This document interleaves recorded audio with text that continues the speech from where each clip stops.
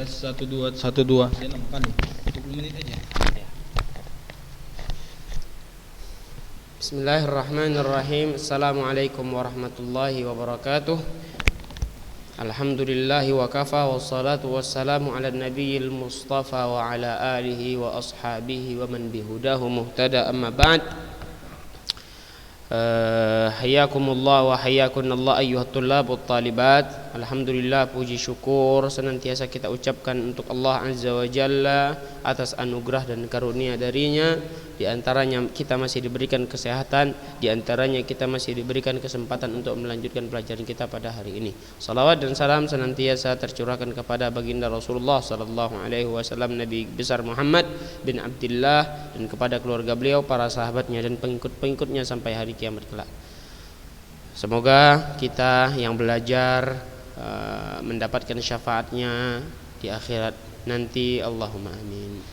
Tayyib, perhatikan, kita sekarang sudah masuk ke pembahasan as-sunanul fitrah as-siwak wa sunanul fitrah. Sahih? Itu pembahasan kita tentang siwak dan sunnah-sunnah fitrah. Kita sudah membahas apa yang dimaksud dengan siwak serta hukumnya apa saja, hukum bersiwak apa, kemudian kapan bersiwak itu paling ditekankan, waktu yang paling ditekankan untuk bersiwak itu kapan. Ini sudah selesai kita bahas. Bima yakun, dengan apa bersiwak, ini juga sudah selesai. Sekarang kita masuk ke mas'alatur rabi'ah, fawaidus siwak. Nah, ini faidah bersiwak, masalah yang keempat. Baik, seperti biasa sebelumnya Ustaz ingatkan agar apa yang sudah kita pelajari itu diringkas, bukan ditulis ulang. Bima yakunu, dengan apa bersiwak? Yakunu yusannu an yatasawwak bi'udin radbin la yatafattat wa la yujrihul fam. Selesai. Adapun hadisnya silahkan dihafal. Jadi diringkas saja baik-baik, jangan ditulis ulang karena lebih capek dan faedahnya sedikit. Perhatikan kitabnya. Taib, kita lanjutkan pelajaran. Fawaidus siwak, faidah bersiwak. Wa min ahammiha ma warada fil hadits sabiq. Dan yang paling penting, yang paling utama dari faidah bersiwak itu adalah apa yang tertera di hadis yang sudah kita bacakan di beberapa pertemuan sebelum ini atau pertemuan sebelum ini, yaitu annahu matahharatun lil fam fid dunya mardatun lirabbi fil akhirah. Bahwasanya di antara faedah bersiwak itu adalah bisa membersihkan mulut itu di dunia dan bisa meraih ridha Allah Subhanahu wa taala di akhirat. Ini yang pertama, yang paling besar. Paham? Fayambaghi lil muslimi an yata'ahada hadhihi sifah, hadhihi sunnah. Maka seharusnya bagi seorang muslim untuk senantiasa menjaga dan membiasakan sunnah ini. Wala yatrukuha, dan dia tidak meninggalkannya. Jadi itu yang seharusnya dilakukan oleh seorang muslim. Kalau memang dia tahu bahwasanya itu sunnah Nabi sallallahu alaihi wasallam, dia tahu faedahnya adalah bisa membersihkan mulutnya dari kotoran dan bau dan bisa meraih ridha Allah Subhanahu wa taala, dan ini yang paling penting, maka seharusnya dia jaga dan dia biasakan untuk melakukan sunnah tersebut dan jangan ditinggalkan. Minimal kalau nggak ada siwak, sikat gigi. Minimal kalau tidak ada bersiwak, kalau ada siwak maka pakai sikat gigi. Lima fiha min fawaid azimah, karena di dalamnya terdapat faidah-faidah yang sangat mulia. Ya, karena banyak faidah yang sangat mulia. Wa qad yamurru ala ba'dil muslimina muddatan minal waqti, dan terkadang sebagian kaum muslimin,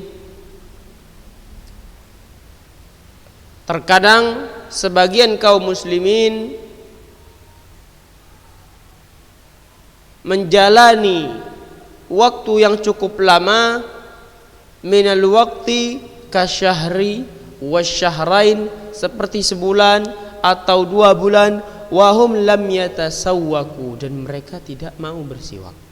Nah, ini sebagian kaum muslimin menjalani kehidupannya atau umurnya atau waktunya seperti sebulan atau 2 bulan mereka tidak bersiwak, imma takasulan wa imma jahlan, entah karena malas atau karena tidak tahu.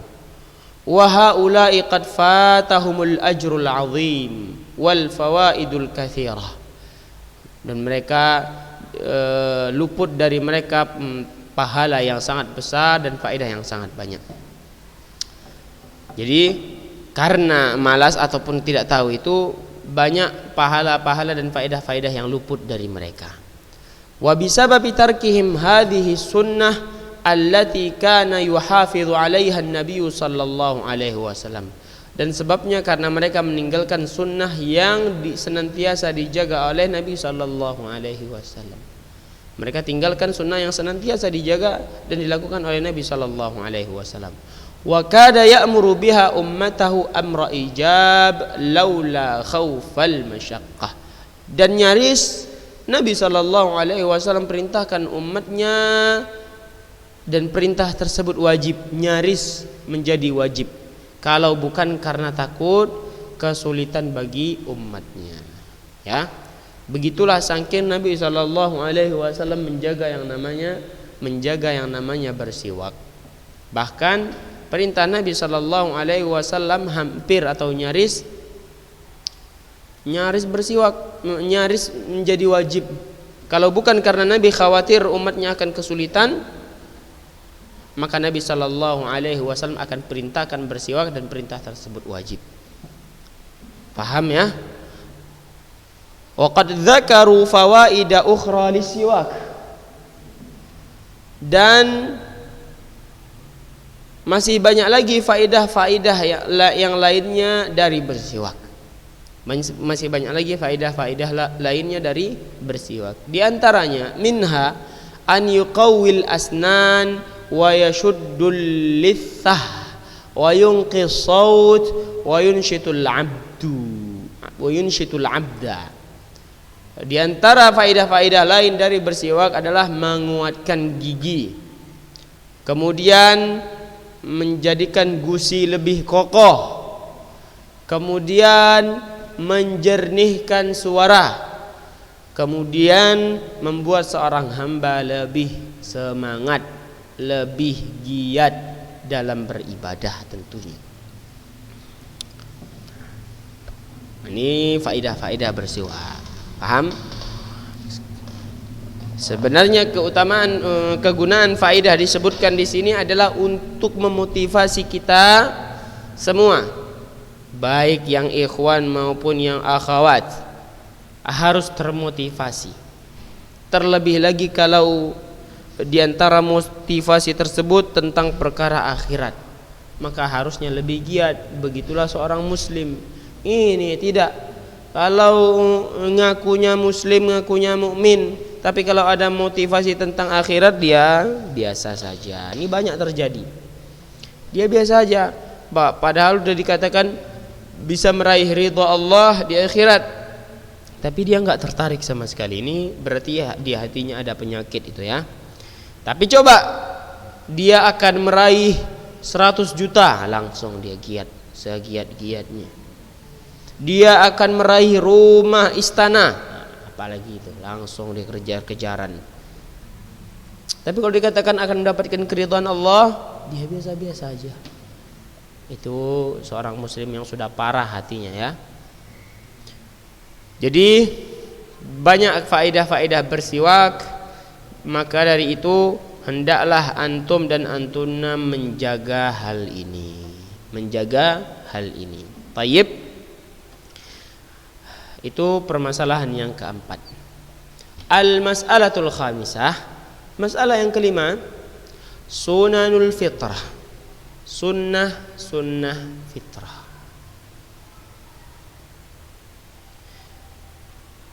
Apa yang dimaksud dengan sunnah fitrah? Ini masalah yang kelima, perhatikan kitabnya. Wa tusamma aidan khisalul fitrah. Dan dinamakan juga khisalul fitrah, bentuk-bentuk atau sifat-sifat fitrah manusia.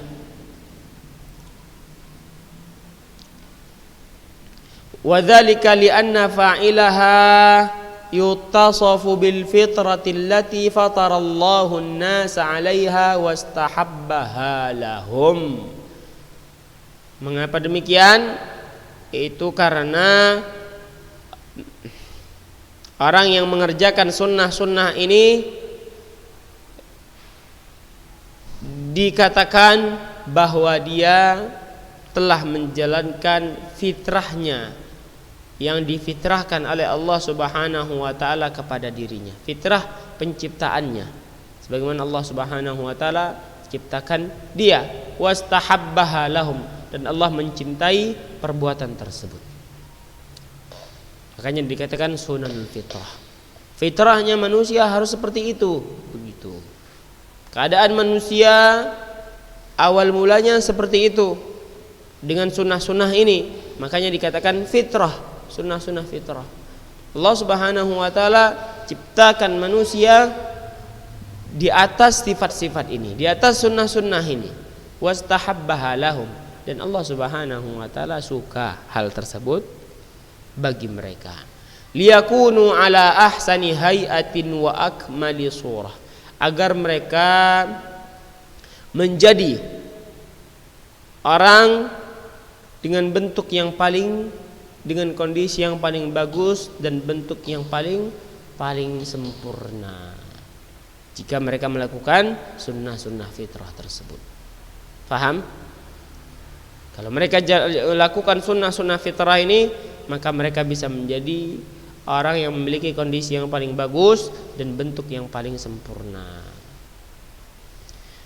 An Abi Hurairah radhiyallahu anhu qala, ini hadisnya dari Abu Hurairah radhiyallahu anhu qala Rasulullah sallallahu alaihi wasallam, Nabi sallallahu alaihi wasallam bersabda, khamsun minal fitrah, ada 5 hal yang termasuk dari fitrah.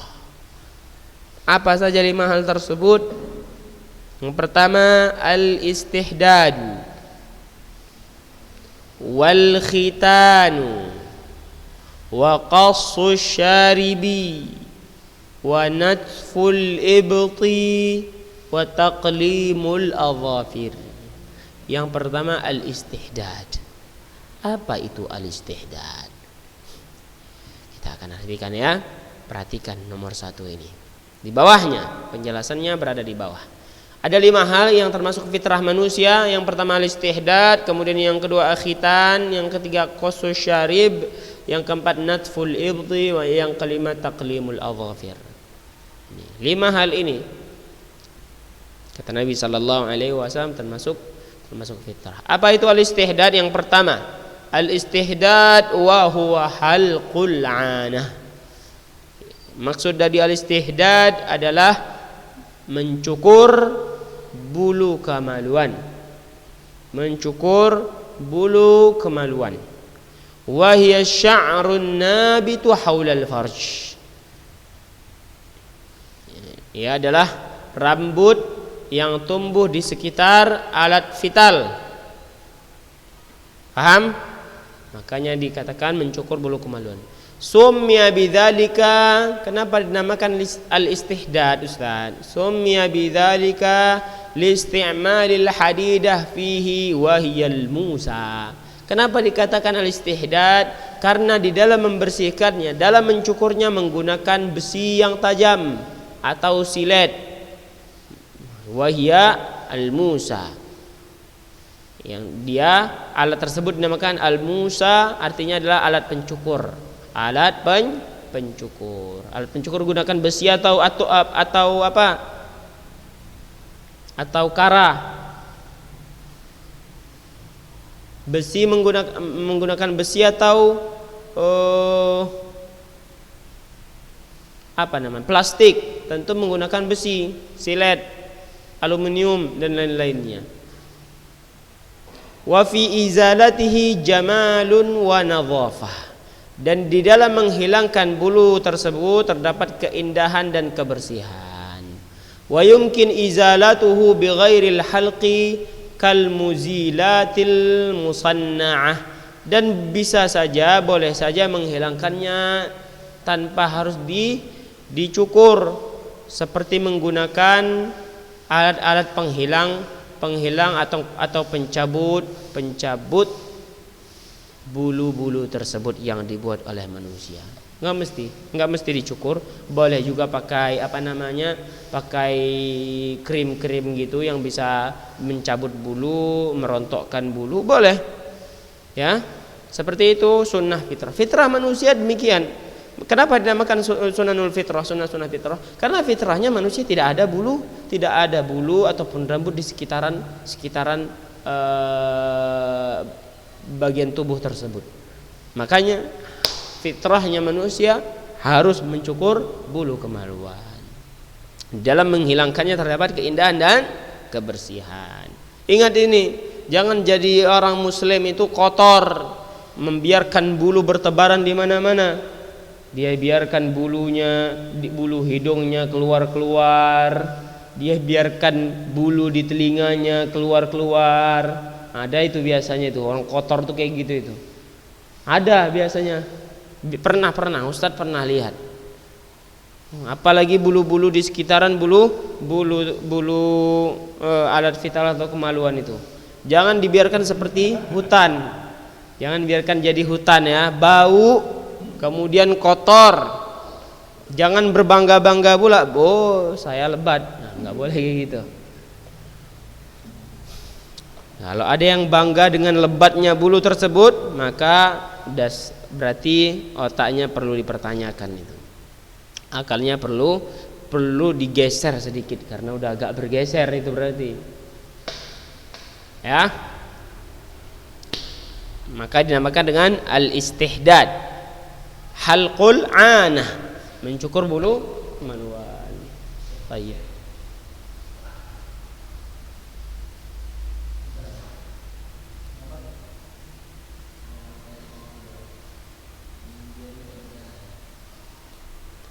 Yang kedua al-khitan, wa huwa izalatul jildah allati tughtil hasyafah hatta tabruzal hasyafah. Ini yang kedua al-khitan. Khitan udah tahu mungkin semuanya ini, karena sudah menjadi diserap ke dalam bahasa Indonesia, khitan. Nah, siapa dari antum atau antuna yang belum khitan ini? Siapa dari antum dan antuna yang belum khitan? Coba angkat jempolnya. Enggak nampak ya. Taib. Khitan, apa yang dimaksud dengan khitan adalah izalatul jildatil lati tughattil hasyafah, menghilangkan kulit yang menutup. Apa di sini hasyafah? Kita lihat arti hasyafah. Ra'suz zakar, menghilangkan kulit yang menutup kepala kemaluan atau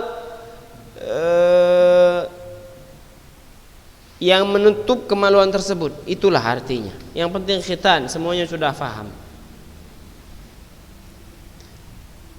Wa hadza hatta tabruzul hasyafah. Ini khitan bukan hanya untuk laki-laki ya, akan tetapi khitan juga untuk perempuan atau untuk wanita, untuk akhwat juga ada. Perhatikan, ammal unsa faqat'u lahmatin zaidatin fawqa mahallil ilaj.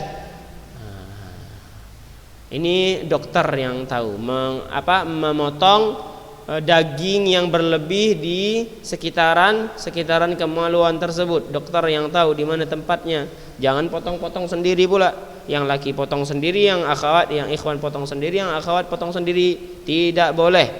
Perkaranya bukan semudah itu.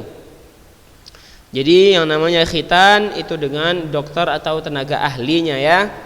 Khitan kita semua sudah tahu apa maknanya. Qila innaha tushbi urfud dik. Allahu a'lam. Was-sahih annahu wajibun fi haqqir rijal, sunnatun fi haqqin nisa. Ini yang perlu kita ketahui. Dan yang benar adalah bahwa khitan itu wajib bagi laki-laki dan sunnah bagi perempuan. Wajib bagi laki dan sunnah bagi perempuan. Ingat ini. Wal hikmah fi khitanir rajul, hikmah dalam mengkhitan bagi laki-laki adalah tathhiruz zakar minan najasatil muhtaqinati fil qulfah. Minan najasatil muhtaqanati fil qulfati. Kenapa? Hikmah khitan bagi laki-laki adalah membersihkan kemaluannya dari segala najis-najis yang tersembunyi, yang nempel di atas kemaluannya. Wa fawaiduhu katsirah, dan faidah berkhitan itu banyak. Faidah berkhitan itu banyak. Ammal mar'ah fa innahu yuqallil min ghulmatiha shiddatu syahwatiha. Adapun faedah khitan bagi wanita adalah meredam syahwatnya yang sangat tinggi. Meredam syahwat wanita tersebut, yang mana kalau itu tidak dikhitan maka syahwatnya bisa tinggi, bisa sangat dahsyat sehingga dia tidak bisa mengkontrol dirinya. Itu faedah yang sangat bagus bagi akhwat, bagi wanita. Meskipun dia sunnah, tapi faedahnya sangat besar. Wa yustahabbu an yakuna fil yaumis sabi'i lil maulud, dan disunnahkan khitan tersebut pada hari ke-7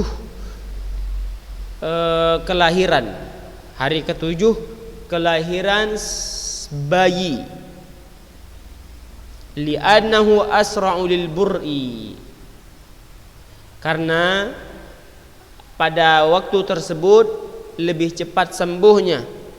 Waliyansha'a shaghir ala akmali halin, agar anak kecil tersebut atau bayi tersebut tumbuh dengan bentuk dan keadaan yang paling sempurna, paling bagus.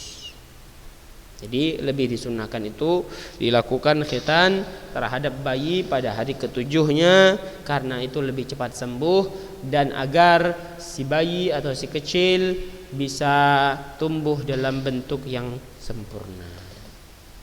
Paham ya? Itulah yang bisa kita jelaskan. Adapun sunnah fitrah berikutnya akan kita jelaskan insyaallah di pertemuan kita berikutnya. Jazakumullah wa jazakunallah khairal jaza. Nas'alullah ta'ala an yarzuqana ilman nafi'a wa rizqan tayyiba wa amalan mutaqabbala. Wa na'udzu billahi min ilmin la yanfa' wa min qalbin la yakhsha' wa min nafsin la tashba' wa min da'watin la yustajabu laha. Kita tutup dengan doa kafaratul majlis. Subhanakallahumma wa bihamdika asyhadu an la ilaha illa anta astaghfiruka wa atubu ilaik. Assalamualaikum warahmatullahi wabarakatuh.